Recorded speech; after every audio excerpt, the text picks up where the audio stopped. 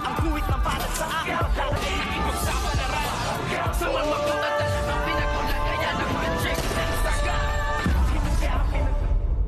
Good morning and welcome sa aking munting channel. Labis na naghihinagpis ang kalooban nga ni Aling Beng or ni Olga nang makita nga niyang nakasilid na sa kabaong ang kanyang minamahal na anak na sa Simanta. Kaya't dito nga ay bubuhos ang galit sa kanyang puso dahil hindi niya man lang nakasama ng maayos or nagkakwentuhan ng matagal-tagal sila nga ng kanyang anak na kanyang ipinaampon kay Mayor, na ngayon nga na makita niya uli ay nasa loob na ito ng kabaong. Kaya't dito nga ay halos magwala na nga itong si Aling Beng, lalo nang makita nga niyang si Tanggol at sinabi nga niya dito na, Tanggol, ikaw ang pumatay sa anak ko, at nasabi ni Tanggol na hindi ako ang pumatay.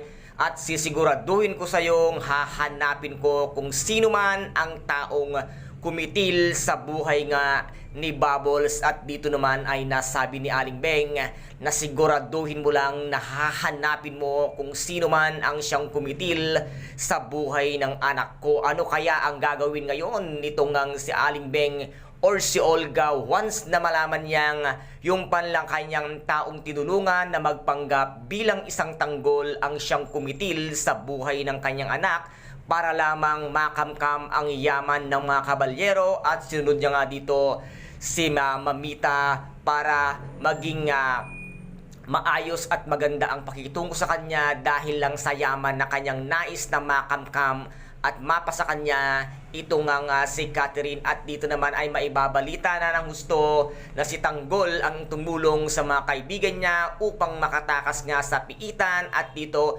magmamagaling na naman si Lena at sasabihin nga niya na sigurado akong si Tanggol ang siyang totoong tumulong. At dito naman ay nagsalita nga itong si Aling Marites at sinabi niya kay Lena na tumigil ka, at pag hindi ka tumigil sisiguraduhin ko sa iyong pasasabugin ko yung nguso mo.